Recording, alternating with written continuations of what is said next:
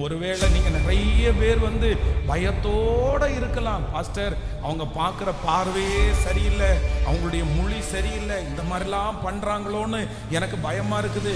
என் பிள்ளை ஏதாவது பண்ணிடுவாங்களோ, என்ன ஏதாவது பண்ணிடுவாங்களோ.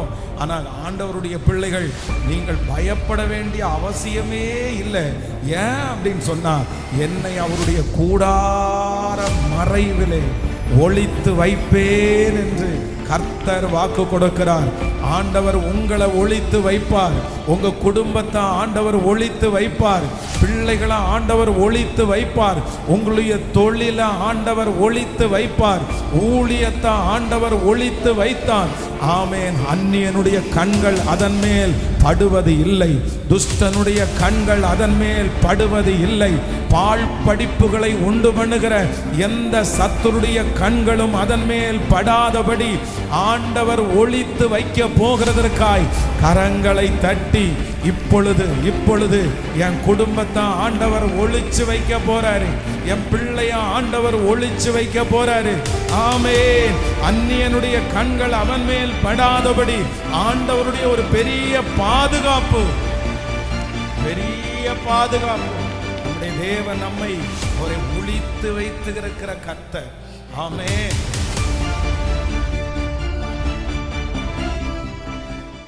ஆண்டவர் யோசேப்புக்கு சொன்ன வார்த்தை நிறைவேறுகிற வரைக்கும் அவருடைய வசனம் அவனை புடமிட்டது அப்படின்னு வேதம் சொல்லுது.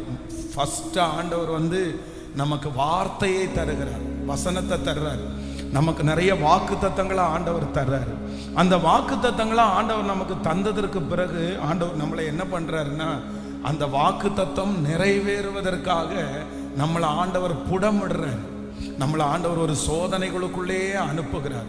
அவருடைய வார்த்தை நம்மளை புடமிட்டு நம்மளை ரெடி ஆகிருச்சுன்னா, அந்த வாக்கு தத்தங்கள் நம்மேல் ஆம் என்றும் ஆமேன் என்றும் அப்படியே நிறைவேறும்.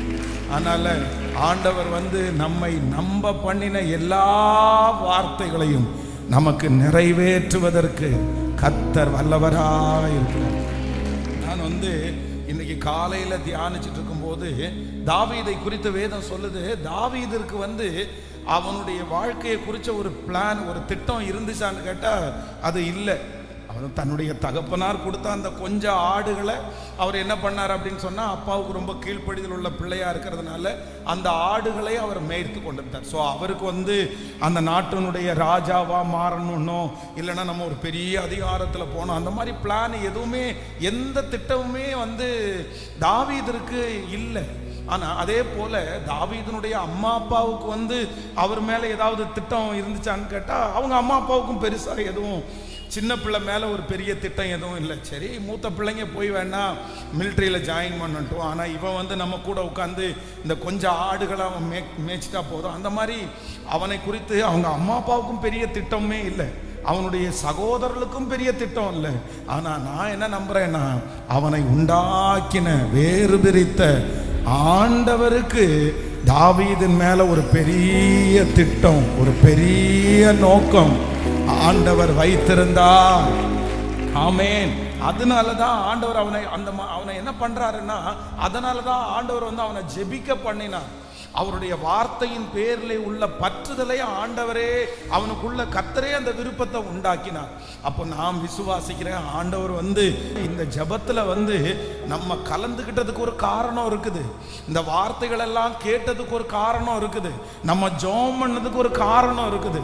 ஏன் அப்படின்னா, நம்ம மேல நமக்கு பெரிய திட்டம் இல்லைன்னாலும், நம்ம மேல மற்றவங்களுக்கு பெரிய திட்டம் இல்லைன்னாலும், நம்மளை அவரை ஜெபிக்க வைக்கிற ஆண்டவருக்கு, இந்த வார்த்தையை கேட்க பண்ணுகிற ஆண்டவருக்கு நம்மேல் ஒரு பெரிய திட்டம் கர்த்தருக்கு உண்டு. அந்த திட்டத்திற்கு நேராய் இந்த ஜெபம் நடக்கவே நம்முடைய கரத்தை பிடித்து கர்த்தரை அழைத்து கொண்டு போவார். ஆமென். நம்மை எதிர்பாராத சில இடத்திலிருந்து நமக்கு அழைப்புகளை தர கர்த்தர் வல்லவராயிருக்கிறார்.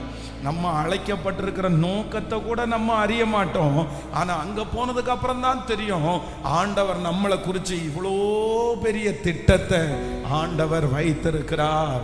அதனால நான் நம்புறேன், ஆண்டவர் இந்த வருஷத்தினுடைய கடைசியில நம்மளே ஆண்டவர் வந்து ஜெபிக்க பண்ணி இருக்கிறார். வார்த்தைகளை கர்த்தர் கேட்க பண்ணி இருக்கிறார். காரணம் என்னன்னா, ஆண்டவருடைய நோக்கம் என் மேல் இருக்கிறது. ஆண்டவருடைய திட்டம் என் குடும்பத்தின் மேல இருக்குது. ஆண்டவர் என்னை கொண்டு ஒரு பெரிய பிளானை கர்த்தர் செஞ்சிட்டாரு. அதனால தான் அதற்கு நேராய் என்னை கர்த்தர் கிருபையாய் வழி நடத்துகிறார்.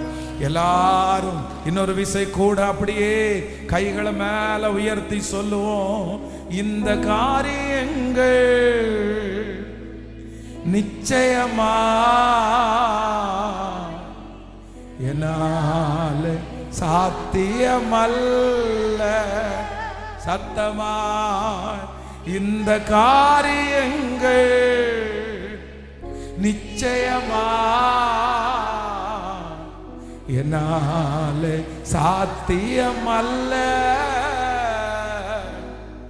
இந்த பலன் நிச்சயமா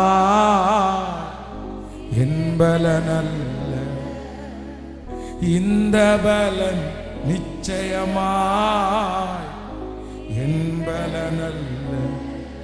என் தேவையை சொல்லி சொல்லி உம்மை துக்கப்படுத்த மாட்டேன்.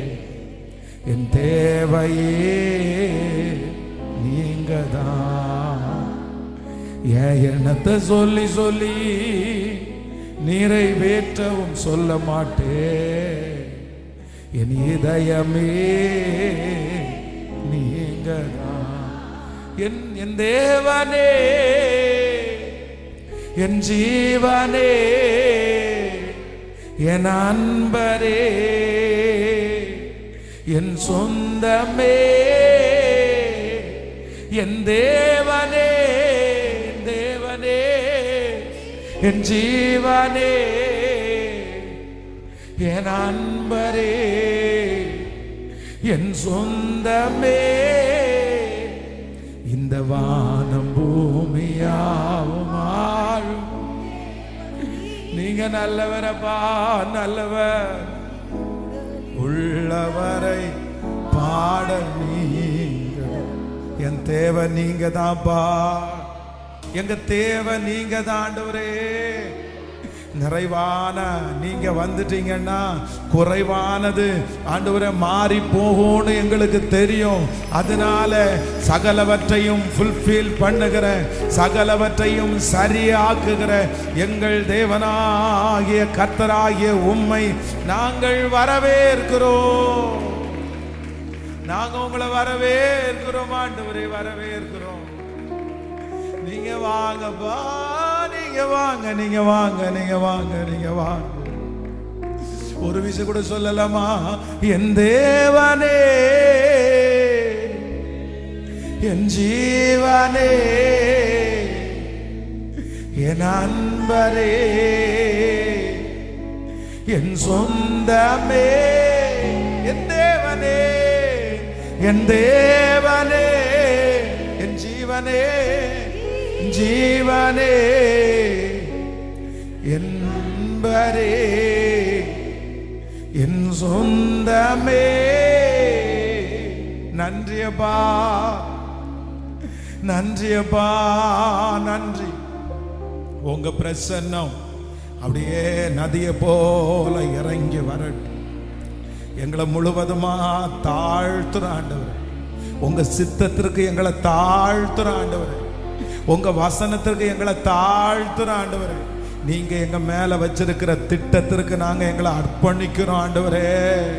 நீங்க எங்க மேல வச்சிருக்கிற நோக்கத்திற்காக ஆண்டவரே நாங்க எங்களை உங்க சமூகத்துல முழுவதுமா தாழ்த்துறோம்ப்பா. எங்களை முழுவதுமா தாழ்த்துறோம் ஆண்டவரே. எங்க மேல எங்களுக்கு தெரியும், யாருக்கும் எங்க மேல திட்டம் இல்லை, எங்களை பெத்தெடுத்தவங்களுக்கு எங்க மேல திட்டம் இல்ல, எங்களுக்கு எங்க மேல திட்டம் இல்ல. ஆனா உங்களுடைய ஒரு பெரிய திட்டத்தை எங்க மேல நீங்க வைக்கணும், எங்க பிள்ளைங்க மேல நீங்க வைக்கணும்.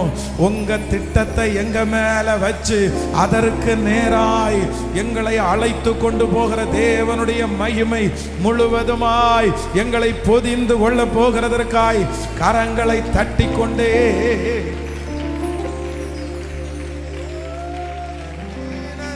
நன்றி நன்றி நன்றி நன்றி நன்றி. உங்க கிருபையின் கரத்திலே முழுவதுமாக எங்களை தாழ்த்துறோம் ஆண்டவரே, எங்களை முழுவதுமாக நாங்கள் அர்ப்பணிக்கிறோம் ஆண்டவரே. உங்க பிரசன்னத்தோட நீங்க எங்க மத்தியிலே இருக்கிறதற்காக உமக்கு நன்றி ஆண்டவரே. வார்த்தைகளை எங்களுக்கு நேராய் கடந்து வரட்டும், உங்க அன்பு எங்களுக்கு நேராய் திரும்பட்டும்.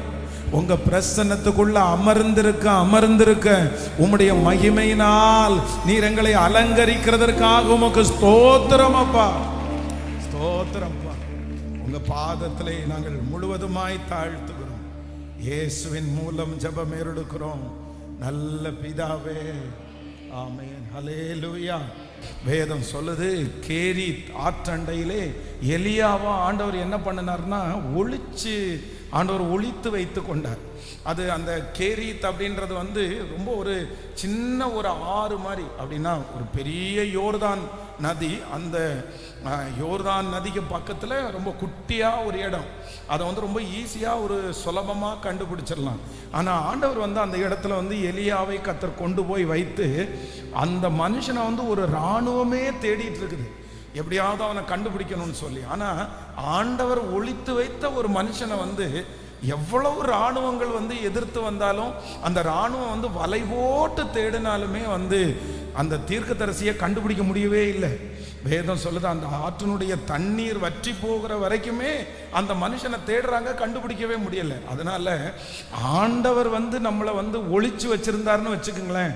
நம்மளை அப்படிதான் நிறைய இடங்களில் கர்த்தர் என்ன பண்ணியிருக்கிறார்னா, நம்மை ஆண்டவர் நிறைய பேருடைய கண்களுக்கு கர்த்தர் ஒளித்து வைத்திருக்கிறார். அதான் சங்கீதக்காரன் சொல்றாருல்ல, எனக்கு விரோதமா இருக்கிற மனுஷங்க வந்து என்னை பார்த்துட்டாங்கன்னா அதான் அவங்களுடைய பற்களுக்கு இரையாய் ஒப்பு கொடாமல் இருக்கிற தேவனுக்கு ஸ்தோத்திரம். நம்ம நிறைய பேர் நம்மளை ஏன் கஷ்டப்படுத்த முடியல அப்படின்னா, நான் நம்புறேன் ஆண்டவர் வந்து அவருடைய கூடார மறைவிலே நம்மை கர்த்தர் ஒளித்து வைத்திருக்கிறார். எத்தனை பொறாமை, எத்தனை விரோதமான மனிதர்கள், நமக்கு தீங்கு செய்கிறதற்கு எத்தனை மனிதர்கள், காரணமே இல்லாம தீங்கு செய்கிறது எத்தனை பேரு, பின்னாடி குழி வெட்டுறவங்க எத்தனை பேரு, முதுகுக்கு முன்னாடி குத்துறதுக்கு எத்தனை பேரு எத்தனித்தார்கள். ஆனா ஆண்டவர் நம்மளை என்ன பண்ணியிருக்கிறார்னா, கர்த்தர் கிருபையாய் ஆண்டவர் நம்மை இதுவரையிலும் மறைத்து ஆண்டவர் வைத்திருக்கிறார். கர்த்தர் மறைத்து வைத்த ஒரு மனுஷனை இராணுவமே தேடினாலும் கண்டிப்பா அவனை கண்டுபிடிக்கவே முடியாது. தாவீதை குறித்து வேதம் சொல்லுது, தாவீது அப்படிதான். அந்த நாட்டில் இருக்கிற ராஜா வந்து இராணுவத்தை அனுப்பிவிட்டு எப்படியாவது அவனை கொன்றணும்னு முடிவு எடுக்கிறாங்க. ஆனா தாவீது சொல்லும்போது சொல்லுகிறார், ஒரு அடி தூரம் தான் இருக்குது, நான் பின்னாடி உட்கார்ந்து இருக்கிறேன். ஆனா என்ன பண்ண முடியலன்னா, என்னை கண்டுபிடிக்கவும் முடியல, என்னை கொல்லவும் முடியல. காரணம், கர்த்தர் ஒளித்து வைத்திருக்கிற ஒரு தேவ மனிதனை ஒரு மனிதனாலும் கண்டுபிடிக்கவே முடியாது. நான் விசுவாசிக்கிறேன், ஒருவேளை நீங்க நிறைய பேர் வந்து பயத்தோட இருக்கலாம், பாஸ்டர் அவங்க பார்க்குற பார்வையே சரியில்லை, அவங்களுடைய மொழி சரியில்லை, இந்த மாதிரிலாம் பண்றாங்களோன்னு எனக்கு பயமா இருக்குது, என் பிள்ளை ஏதாவது பண்ணிடுவாங்களோ, என்ன ஏதாவது பண்ணிடுவாங்களோ.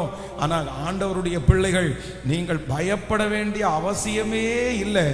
ஏன் அப்படின்னு சொன்னா, என்னை அவருடைய கூடார மறைவிலே ஒளித்து வைப்பேன் என்று கர்த்தர் வாக்கு கொடுக்கிறார்.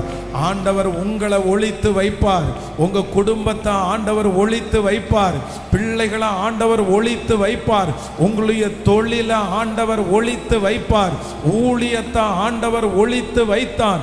ஆமேன். அந்நியனுடைய கண்கள் அதன் மேல் படுவது இல்லை, துஷ்டனுடைய கண்கள் அதன் மேல் படுவது இல்லை.